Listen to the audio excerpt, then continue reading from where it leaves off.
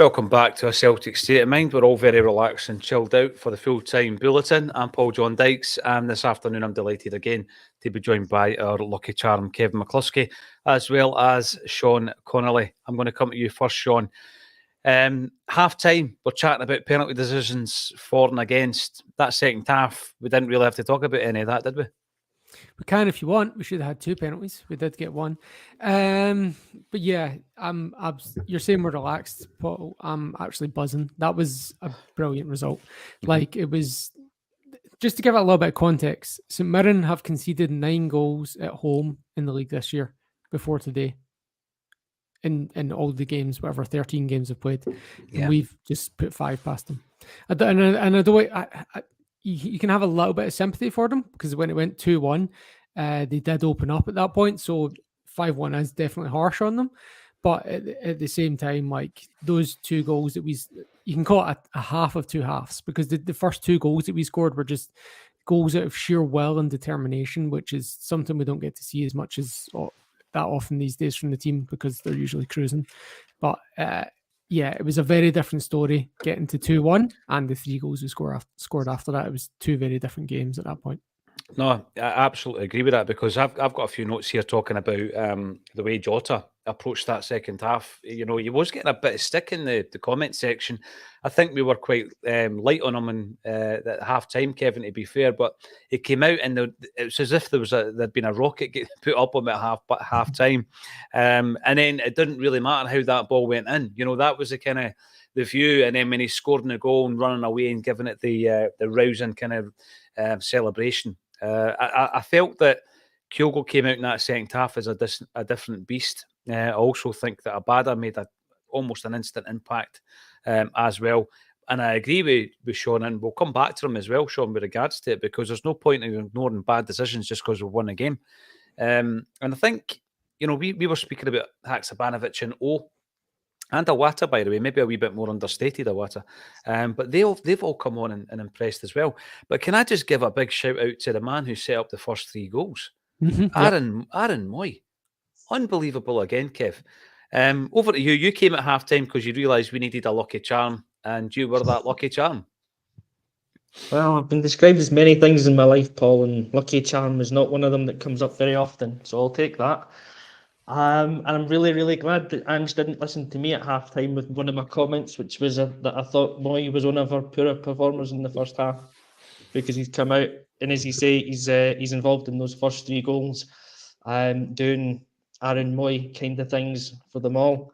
I think you're probably spot on when you say about Jota getting a bullet put up him at halftime. I think there would be quite a few folks that would have been on the end of a rollicking from Ange at halftime. And you could see that with the way that they came out in the second half. Sean's got it, he's called it perfectly. I think it was a half of 2 halves.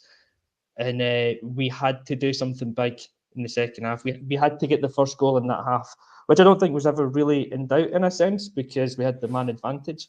But we had to get it early just to ease things. And it was just sheer will and determination from Jota to make sure that ball crossed the line.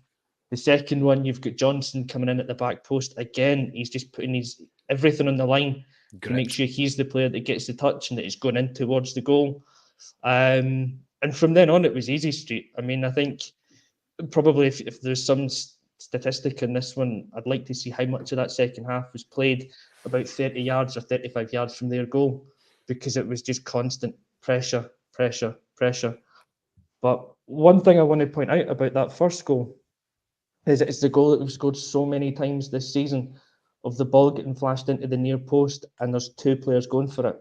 Because if Jota doesn't make it, I think he's got Kyogo coming in behind him. And it was the same in the cup final. Maeda doesn't make the first ball, Kyogo's in and he gets it. That's not luck, that's design. And it's that never stop. We never stop. We just keep on going until we get the goal. An absolutely breathtaking second half, really, compared to the first half. And I will 100% take all the credit for that, for being the lucky charm, as you say, that came on at halftime. Good man. We were talking earlier about the grit that we had seen in Alistair Johnston, the fact that we really liked it, and the fact that, there's got to be moments in this domestic season where that combative style is really going to come into play. I probably didn't expect to be saying the same about Jota, Sean, but there seemed to be a transformation at half-time. Yeah, look, he's done it in the past, but it felt like today he maybe survived the halftime subs, whereas Maeda didn't.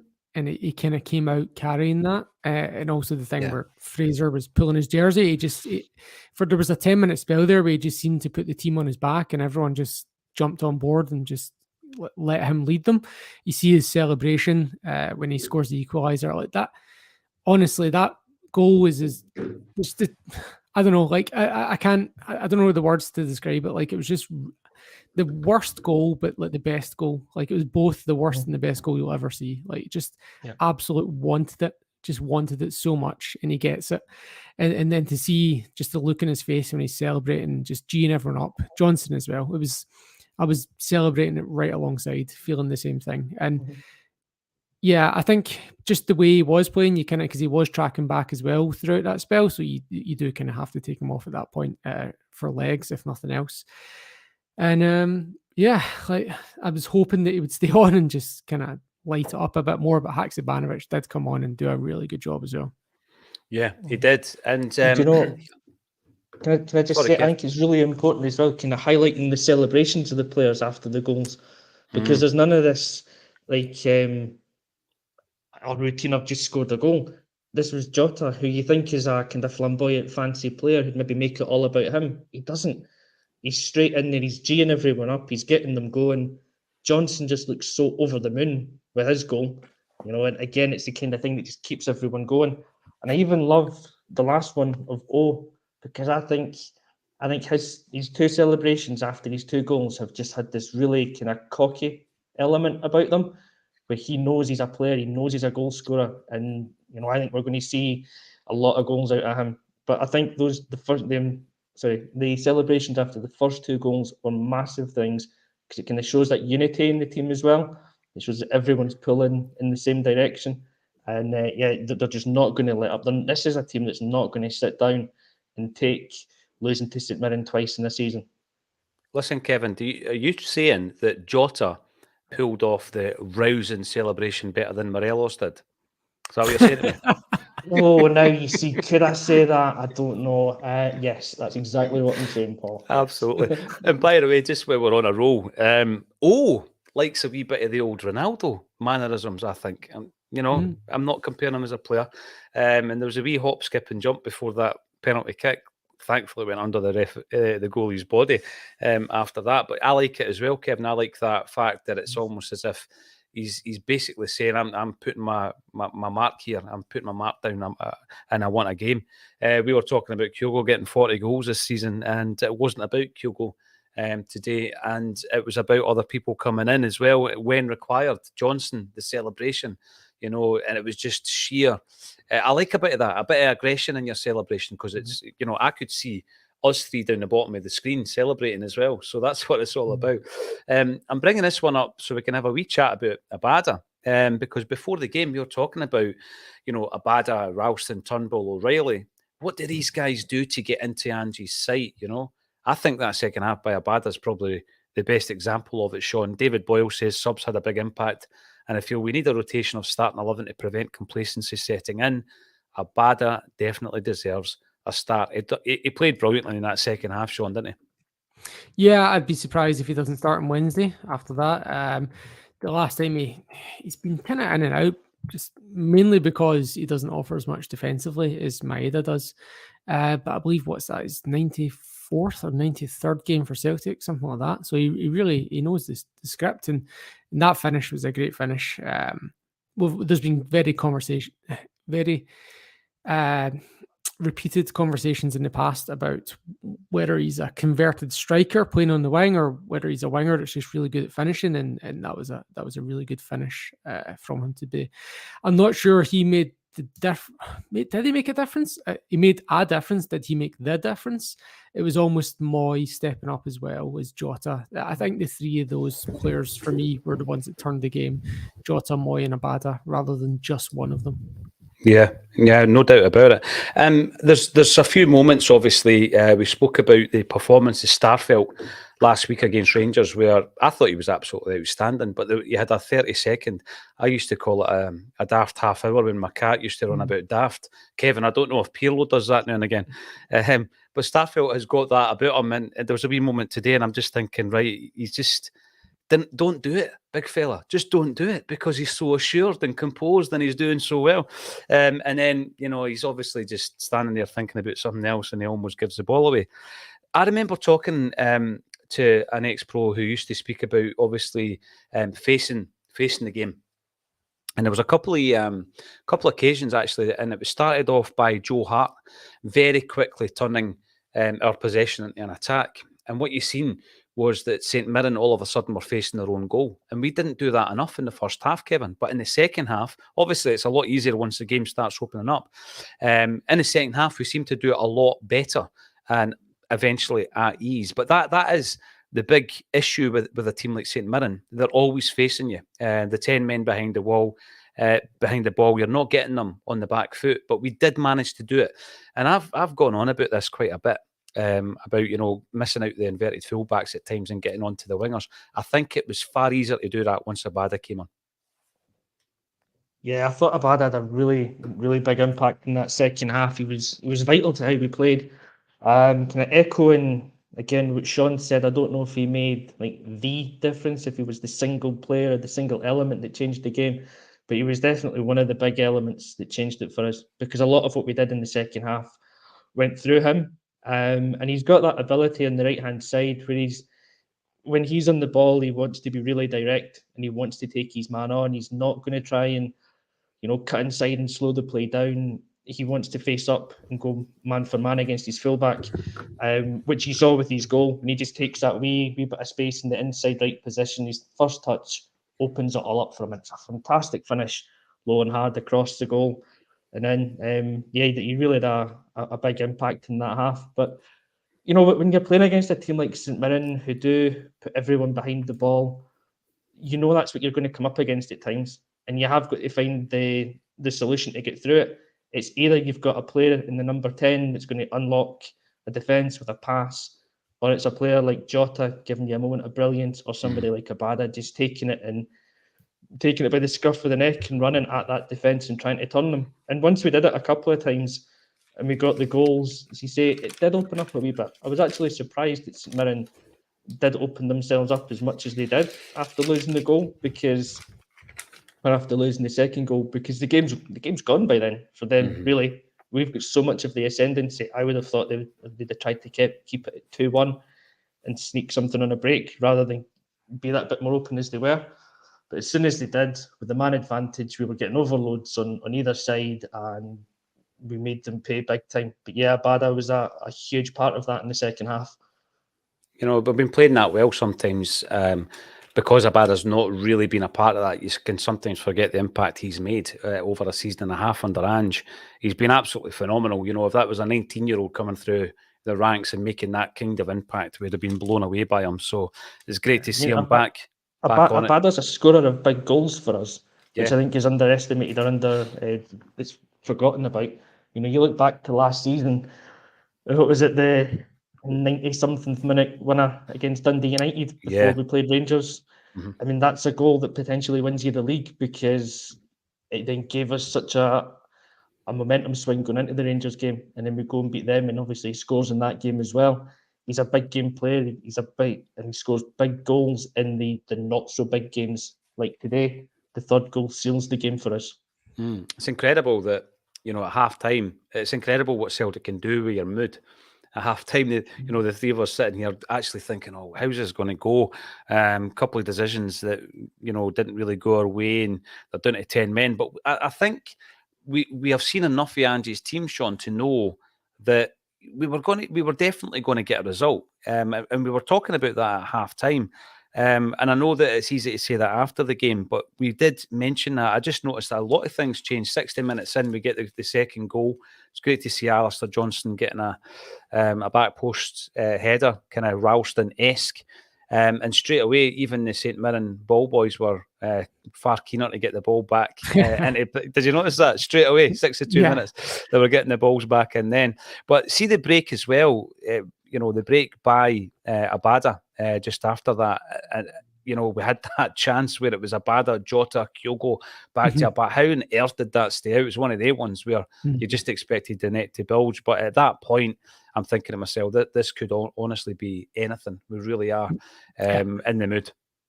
Yeah, I was thinking the same as well at some point. I was much less optimistic than you and most of the commenters were at halftime. I was thinking more it was going to be a kind of cagey one and we'd score 2 late goals when they tired, but no, to get those 2 goals early really helped. Just when I was looking back at my notes a moment ago, and it's like, I've got a lot of negative notes up until Jota scores. Abada cross into the goalkeeper, Abada cross into the stand, Jota touch out of play, hopeful cross to the back post by Taylor to nobody, all that stuff, and then Jota scores, and it's just all positive notes after that point. It really was like it turned our performance, it turned the game, and look, teams don't score that many against St Mirren. One team has scored twice at New St Mirren Park this year, and that was St Johnstone. That's an incredible stat. There's a wee bit of chat. John Sweeney's coming in saying, brilliant second half, but please bin that strip. I think we spoke about shattering the hoodoo, Sean. You are wearing another kit that gets a bad rep, and we never had the opportunity even to have a hoodoo because we never wore it. To be honest, by the end of the game, once it was kind of clinging to Carter Vickers at the back, I started liking the look of that kit, especially when we were 5-1 up. So no, I'm not quite sure about binning that, to be fair. I would bin the idea of having a 4th jersey before I binned that one. Jungle Lion did say this at the beginning of the game, so you're not making it up. -3, never in doubt. Yeah, that was your bet. And hopefully you got a massive payout on a Sunday night. It is actually Sunday night for you, isn't it, Sean? What time is it over there? It's 10:15. It's getting pretty late. So I'll be going to bed after this. Yeah, and obviously Kevin and I can celebrate into the wee small hours after another resounding victory against St Mirren. Then we make the subs. Hatate and Kyogo go off for O'Reilly and O, and as we've already said, they make an impact. And there's just this thing, obviously, O'Reilly, there's been a lot of talk about getting that goal. When it finally arrives, it's a tremendous finish, but I thought O'Reilly seemed really composed, and I actually thought that when he came on last week as well, Kevin, he is trying to make that impact that Abada obviously has as well, and we can't say that anybody needs rested. We're playing a game a week at the moment. I know we've got the midweek game against the Jambos this week, but I don't think O'Reilly's done enough to displace the bold Moy at this stage, but it is good to see him coming in, getting the minutes, getting his goal and looking confident. Yeah, do you know, I'm not sure about midweek. I think maybe Sean mentioned this in the pre-match, that's probably a game where we can rotate a little bit if we're going to at this stage. I totally agree that we need to be putting out our strongest team or as close to our strongest team in every game from now on, just to, make sure of everything. But I think on Wednesday night there's scope to make a couple of changes potentially, and if Matt O'Reilly was one of them to come in, I don't think you could have any real complaints about that, because his performances off the bench in the last few weeks have been pretty impressive. As I see it, he'd gone through that wee spell where he'd kind of gone off the boil and his performances were not at the level that he'd been putting in last season. But I think a wee spell at the team is good for a player like him, because it shows him that he's not guaranteed a starting place, and he needs to raise the performance when he comes on. And he has done. He's looked really lively the last few games. He should have scored in the cup final, missed an absolute sitter right at the end. Yeah. He does get his goal today, and he's involved in things again when he comes on. I think it's just, I still go, as much as Moy's been fantastic and as much as Hatate's been fantastic, if you're bringing O'Reilly in, he still offers you something different from those two. And it's that bit more energy. It is maybe a bit more composure on the ball at times. And yeah, if he's going to get a start on Wednesday, I don't think there would be too many complaints. And if it doesn't work out in the first 45 or 60 minutes on Wednesday, you're either bringing on Rio Hatate or Aaron Moy to replace him. So you're not exactly lowering the quality of the team if you have to make a change. Excuse me. And the other player I would bring in for Wednesday night, if you were making changes again, is Haksabanovic.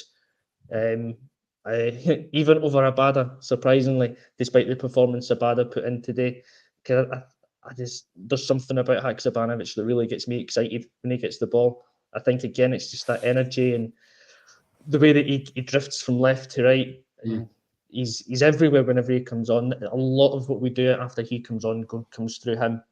And I'd love to see him get a start in midweek, but then that's probably harsh on somebody like Abada. He's come off the bench today.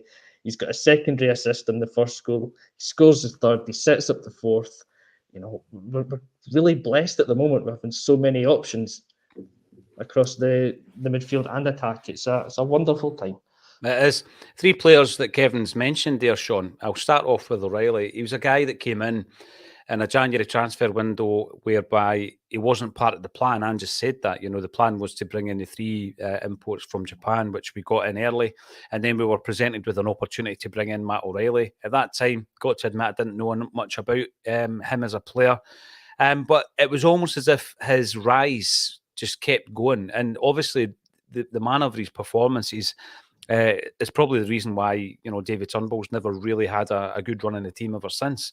But it was almost like, here's a guy who's coming in from, it was a third tier of English football, am I right? Yeah, League One? League One, yeah. Yep. And then it was, right, let's see how you can play in Celtic's first team regularly. You pass with flying colours, right? We're up against Rangers, pass with flying colours. And it was almost like, this season, what's the next challenge? Okay, you're going to be playing Champions League football. You're going to be playing in cup finals. And I think that there's been an ascendancy in Matt O'Reilly's Celtic career that never really looked as though it was going to tail off. And it was only now, and it's not because he was playing horrendously bad, to be fair to him. I mean, I think he played really well when he stepped in for Callum McGregor, in a more defensive kind of role.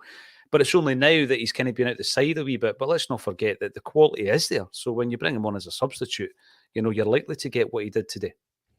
Yeah, and I think there was struggling with the specifics, but it was something like when he got man in a match against Real Madrid, it was 1 year since he'd been coming off the bench against Port Vale or something like that, like 1 year removed from that. And yeah, he's still 22, I think. So he's still got a lot to offer, I think. And I'd be surprised if, Adam Moyes just been so good. Like, and he was so involved in that second half. Like, how can anyone really make a case for a great player like O'Reilly? Like, as much as he's not been maybe his best, he's still been great. But Adam Moyes just been sensational. I don't think we have to take the negative here. I just think we have to take the positive that Moyes has just been great. And it's just another win. We've got 11 games left in the season. We're 9 points ahead. Like, 6 of those are home games. Like, we can now add this to the bigger picture. This is probably one of the hardest games we had left, and do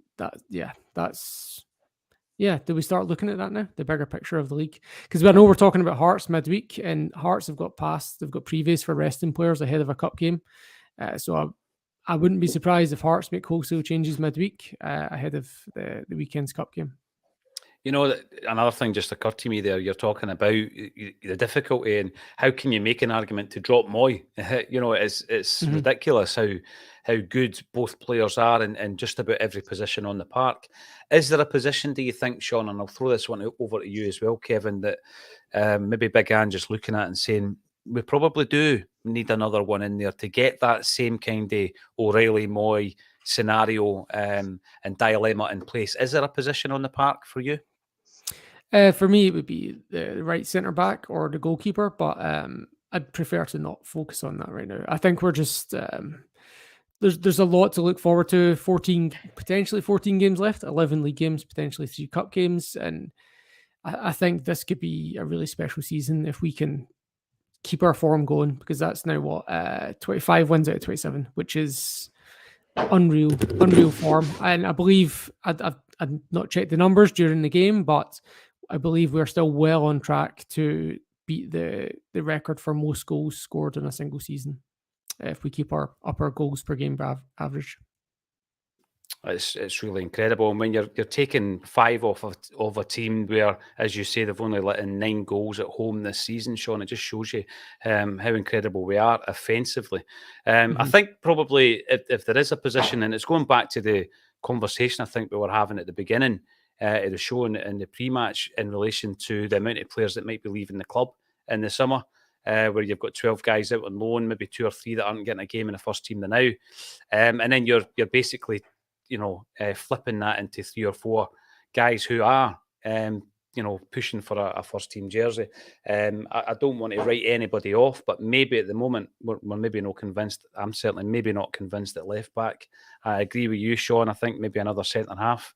And in terms of the goalkeeper situation, I'm not that concerned about that because I think we've already sorted that with Siegrist coming in. And yeah, he's had a wee injury, but I've seen enough from Joe Hart this season, Kevin, and I'll ask you the same question, to have no real concerns in that area. What's your thoughts, Kev? I am more in agreement with Sean on that one. I think a goalkeeper's a position we should be looking at over the summer. I like Joe Hart. I like Siegrist as a number 2, but I think we could be doing with a younger keeper of a high standard that you think is going to be number 1 for the next 3, 4, 5 seasons. I think we could be in the market for someone. If you want to go back in time, a keeper like an Artur Boric coming in from Poland, what was he, 23, 24 or something like that when he came in, and we had him for a good couple of seasons, 3, 4 seasons as a really consistent European level number 1. I don't think that kind of signing is beyond us to make again, and it's one I'd like to see us go for. I do think we need another centre back at some point because we've got Carter Vickers, we've got Starfelt. Now, at some point, teams will take an interest in them, and I think you spoke about that before. If we get that big offer, and it's an offer from the Premiership, players are going to be tempted to go there. So I think we need to have a fallback option there. And it could be that Kobayashi's that player already in the door, but we haven't seen enough of him to know that for sure. But I think, and I'd actually make it more of a left-sided centre back, so we had to get the balance in there again of a left footer. But the position I'd love to see us go for more than any is just an out-and-out number 10, because that's the one we don't have in the midfield as far as I see it. We've got some really good midfielders. We've got good number 6s. We've got good number 8s. But there are games where I just feel if we had a number 10, somebody that you could just trust to orchestrate things a bit more offensively in the middle of the park. McGregor's great at doing the number 6 role and keeping the ball and recycling it. But if you've just got that playmaker there that can just give you that moment of magic, if he can allow me to dream in it, a Riquelme type player. Every time he got the ball, you just knew he's going to pick a pass, he's going to unlock a defence. That's the kind of player I'd like to see us get, especially for Europe, because our chances normally, although this season seemed to be going against that grain, we normally don't create that many chances in Europe. And you need the player that's going to just make sure that every chance you get, he's making sure it's a clear chance and goal by just having that kind of incisive passing. I'd love to see us make that kind of a move. But to be honest, whoever Ange signs in the summer, I think he's going to have it planned out, and I'm going to trust him that he's going to know what he's doing, because he has done so far. We trusted him at half-time. Where do you see Haksabanovic then? What's his role? What's his position, Kev? See, now he could be the number 10 for me. I think he's got the potential to play that role. He can play anywhere along that front 3 behind the main centre striker. I'd love to see how he could do as a number 10, because I think he's got an eye for a pass. He's got good quick feet. He's direct, and you can see that if he's playing as a 10 with Jota off him on the left, the two of them could even just interchange and switch. So you don't have to always switch the wingers. You could switch your 10 and a winger, and again, it just gives you a wee bit more options. I think he could fit in there. What I like about him... Sorry, on you go, Sean. I was just going to say, I worry we don't have a space in the squad for a number 10, because domestically we don't really play a 10, we play 2 8s. And the only way I can see that even being a need in the squad is when we play, when we were talking, Andrew was talking about playing Iwata and McGregor as 2 6s next season. That's the only time you really call for a 10 at that point.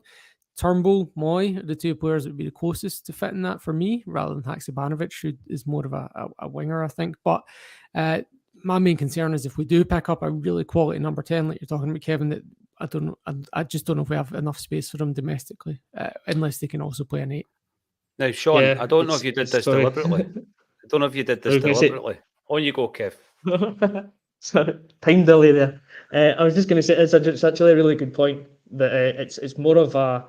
I guess this is why a number 10 is a luxury player, because it is more of a dream for me that we have that kind of player. But it does become, if you look at it as a practicality, where does he fit into the squad? Unless he's a player that can play kind of multiple positions, because we don't always need a 10 domestically. Maybe a game like today in the first half we could have, but yeah, I totally take that point on board. But that's why Angie's there to make the decisions and not me.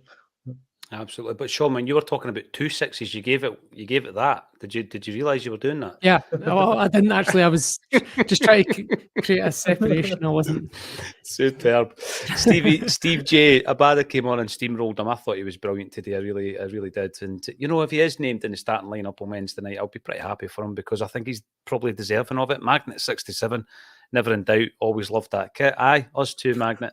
What I think is different about Haksabanovic and Jota, for example, Kevin, when Jota comes inside, it almost always ends with him trying to take a shot. Good, bad, or indifferent. But what I've noticed with Haksabanovic is, I don't know if it's because he's so he has got a jink about him, where both feet. Whereas often, if he doesn't have that space, rather than just trying it anyway, somebody's overlapped him and we've opened him up down the left-hand side. And we see a lot of that from Haksabanovic. I'm glad he's back in the side and he's fit again, because, I think he is potentially an exceptional talent. Kevin, I share that view. I think it's been a very enjoyable few broadcasts today. Yeah, we were looking at that at half-time, but we were positive at half-time when we came through. And Ange obviously knows best. It was a fine performance by the end, as Sean has already pointed out. Very unusual to go to St Mirren and win 5-1, but that's exactly what we did today. Fantastic. Always great to see. If you're viewing on the YouTube channel, then give us a thumbs up, give us a like, make a comment, subscribe to the channel. We're giving away a couple of tickets to the Wim Jansen tribute night last week, the week before, and the week before that. So if you want to be in for a chance of winning them, all you need to do is subscribe to the channel, and we'll have a few other prizes coming your way as well. Thank you, everybody, for getting involved. As always, it's always great. It's a great natter, especially after you've overcome a 1-0 deficit to win 5-1. And all that's left for me to say is thank you once again, Kevin McCluskey, and Celtic Down Under Sean Connolly, for joining me on A Celtic State of Mind.